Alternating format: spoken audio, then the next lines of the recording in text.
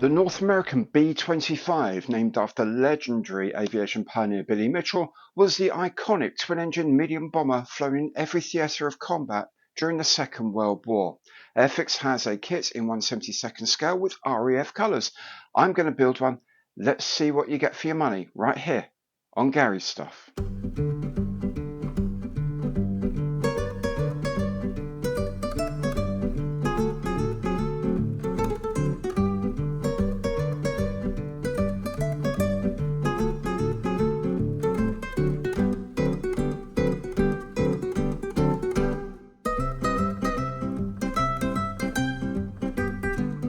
Hi, I'm Gary. Welcome to my channel. Welcome back if you've been here before. Today is box opening day on the kit of the week. That kit is the North American B-25 Mitchell Mark II in 1/72nd scale from AIRFIX. Now, if you've got one of these and want to know how to put it together, then a build video will be coming on later in the week. If you're just interested in the Mitchell, want a bit of the history, maybe find out what other kits are available, a context video is also on its way.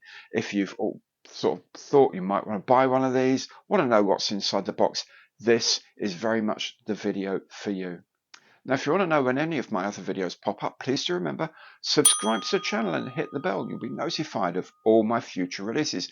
And of course, anything you like on my channel, please do remember, imperial thumbs up on the like button below because every like counts. And if you want to support the channel in a bit more of a concrete way, you can do that through Super Thanks by becoming a channel member or using any of my online partner programs, one of which is the AIRFIX affiliate program. Now, if you click on the link in the information box below, buy anything at all at the AIRFIX store on that visit, then AIRFIX, at no extra cost to you, will make a donation to the running of this channel, and you can still get your discount if you're a member of the AIRFIX Club. You can still use your priority points if you've used those as well. So what you can also do, of course, is send the kit to me to make, and that's exactly what Joe Olmo did. So Joe, thanks very much for this, Mitchell. Hope you enjoy it, my friend. So let's crack on and see what you get inside the box of the North American B-25 Mitchell in 1/72nd scale from AIRFIX. So here's the box of the Mark II Mitchell. Very nice it is too. Adam Tooby box art. Just on one thing is for a while they stopped allowing, well, AIRFIX decided, or whatever, it was decided that you couldn't show bombs being dropped apparently because that was a bad thing. But they got rid of that nonsense now, and you can show bombers doing their thing, which is bombing. Two images here. These show the two schemes that are available. Not a lot to tell between them at first glance, obviously, but they're different numbers and different squadrons completely, as we'll find out.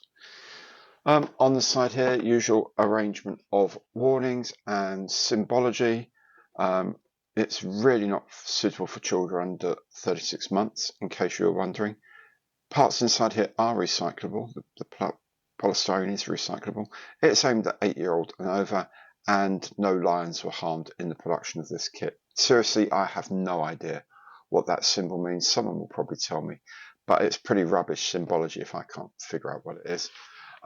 It's an officially licensed product, not that Boeing ever made the B-25, but they've trademarked the name B-25 Mitchell, so people have to pay them in order to use it, which is, for a multi-billion-dollar company, I think is a little pathetic, frankly, myself. But that's just me. On this side, we have a brief history of the Mitchell. We have the size of the completed kit, 224 millimeters long, 286 millimeters wide, so very nearly a foot wide, and 166 pieces. The two schemes again reprised here, one for number 180 Squadron, RAF, at Dunsfold in Surrey, and one for 305 Polish Squadron, RAF, Lasham in Hampshire, both in 1943. I'm going to be doing these with, well, my one, with first of all, it's a Dutch squadron marking, and secondly, they're going to have invasion stripes on them because I'm doing a 1944 one. The paint callouts are here. They're identical for both kits because the kits are essentially identical. It's a skill level 3 kit, so care and attention needed. If you're going to build one of these maybe try making 1 or 2 kits before you start doing this. At skill level 3, it's a bit tricky, and it's handy to have some basic skills in your pocket. It's not impossible to make it if you've never made one before, but it'd be a lot easier if you have. Do it for starter sets or something like that. And it comes with a token for 2 flying hours. Now, you can collect these and get a free kit in the future if you're a member of the AIRFIX Club. If you're not a member of the club, or if you are and you don't really want to bother doing that, give a thought to cutting these off and sending them into models for heroes, if you'd be so kind. A link to this very excellent charity is in the information box below the screen here. Okay, let's have a look at what you get inside the box.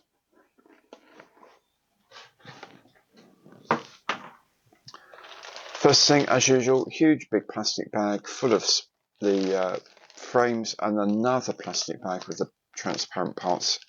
We'll have a look at that in a moment.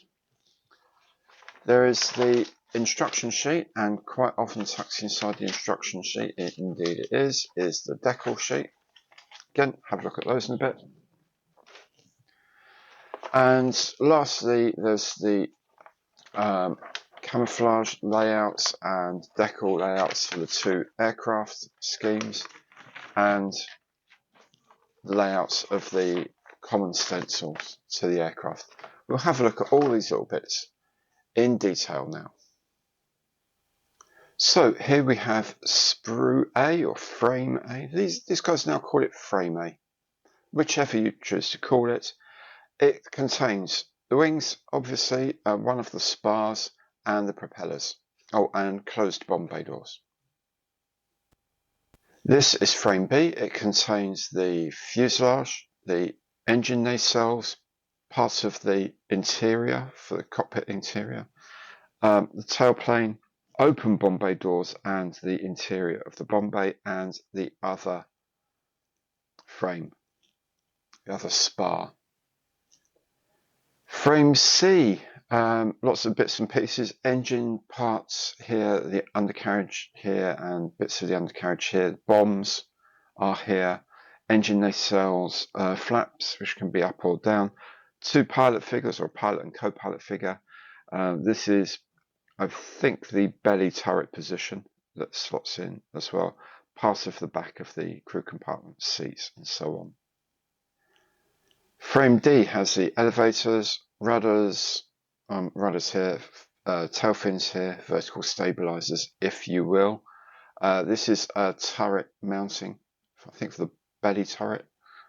Various guns and bits and pieces, and the instrument panel and controls for the pilots there. Oh, these are bomb racks, I think, on the side here.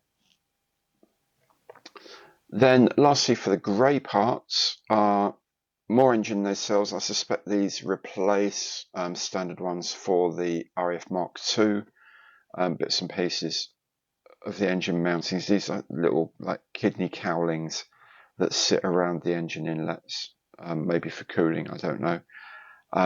Various bits and pieces, nose guns and so on. Frame F is the first of the transparent frames, so the nose, top of the nose area, landing lights, and so on. What's also on this frame are these, the gun turrets. Now, they had come off the frame in the bag, which is why they're supplied in a plastic bag, so that the parts don't get lost. Very, very good. If you ever wondered why they still use plastic bags, that is the principal reason. Frame G is the rest of the transparent parts, so the cockpit, another nose, I've got 2 different noses, I think, various other bits and pieces. These are inserts for the side of fuselage just behind the wing with more observation ports. So most of this will actually be covered up, painted, so just these little clear parts will be unpainted. In terms of the actual quality of the plastic and the quality of the moulding, this is the lovely sort of pale blue-grey plastic that AIRFIX used sort of 2017, 2018. and a little bit later on. And you know, I like this plastic a lot. I've had a few kits that have been of this era and of this plastic, and this polystyrene just works really nicely. It takes a lovely mold. It takes a lot of detail. It's easy to use. It's a little soft to the feel when you cut it, but you know what? That's not a bad thing because it cuts really cleanly. It's not brittle in any way. I really like this plastic, and I really don't know why they don't use it again. It's really nice. The panel lines on here, a little deep, a little big, a little out of scale, but you know, it's a 1/72 scale kit when this is on a table and those have been weathered, filled in nicely. They will look fantastic. They will look just right. So don't worry about that. Again, with the instrument panel set, the rudder bars are here, and you can see this moulding above here with the two control columns and the center console with the throttles moulded in. I think that's really nice. I think that is so crisp.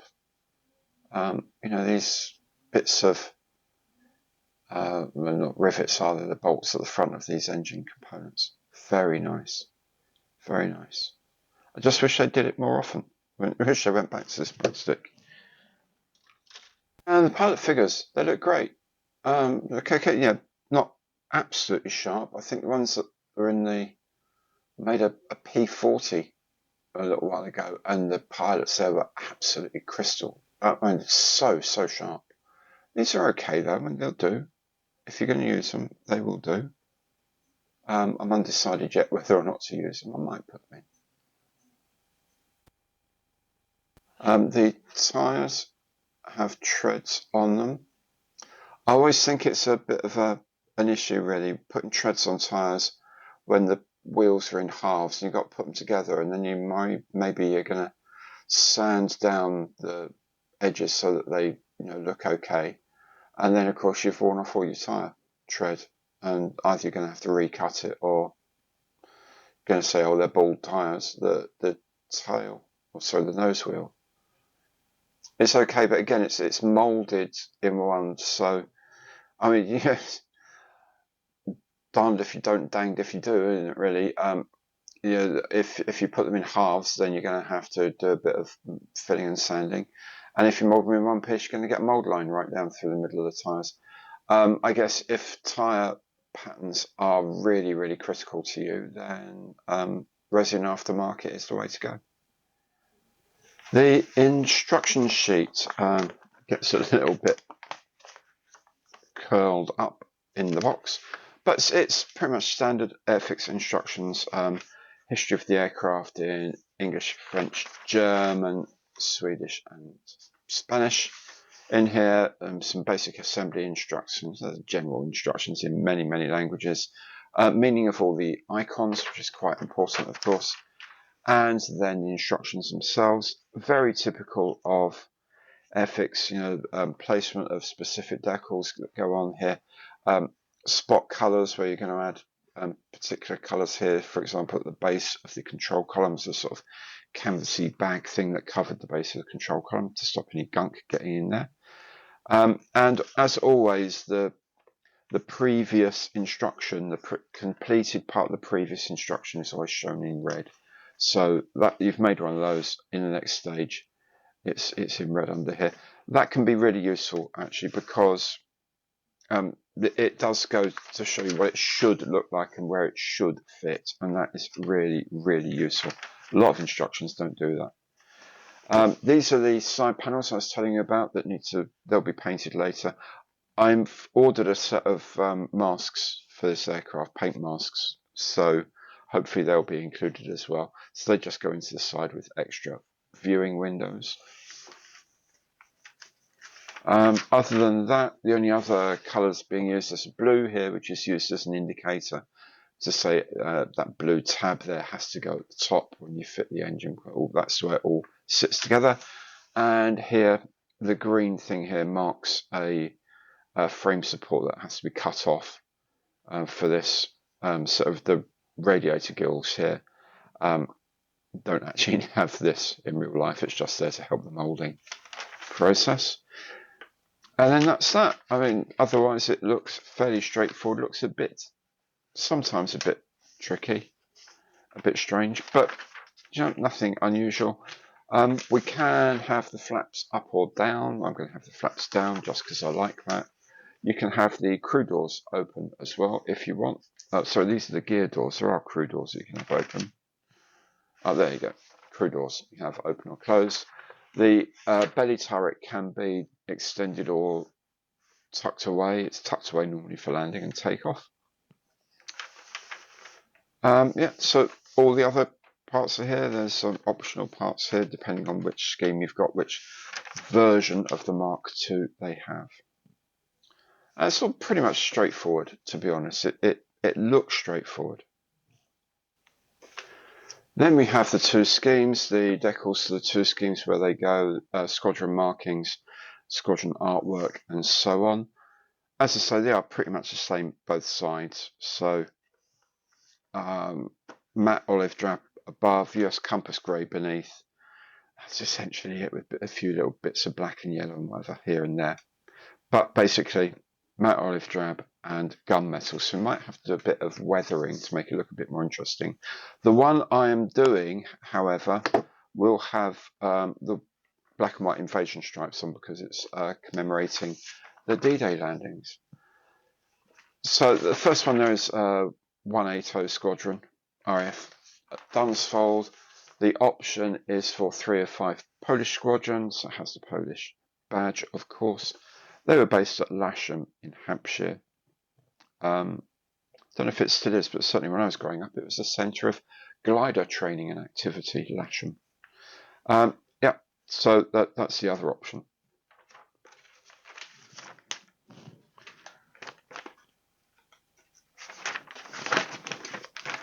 And of course, there's some stencils to go on. There's not that many for an aircraft this size, and being American, there really aren't that many. It does note, however, many stencils were painted over in RAF0 service during maintenance. So if you get a few done, you think, oh, really, you've got them matched side by side, obviously, but then some of these ones, really can't be bothered. Just say, oh, no, it got painted over in maintenance, and you're fine. And there's some stencils on the bombs as well. The decal sheet is made by Cartograph as usual, and this layout is very standard AIRFIX layout. Common decals and stencils all together in one batch, and then the two variants here, 180 Squadron here, 305 Squadron here. Very straightforward. Colours look lovely. As I say, they're Cartograph, so they are really up there with the best in the world. Just to let you see that, I'll get a zoom in and we can see some of these stencil details. And yeah, so here we go. These are the stencils. You see, really cleanly printed, even in red, which is sometimes very difficult to get in the right, right sharpness. This pencil lead is 0.5 mm wide. So you can see these are not even 0.5 mm tall. And they're absolutely spot on.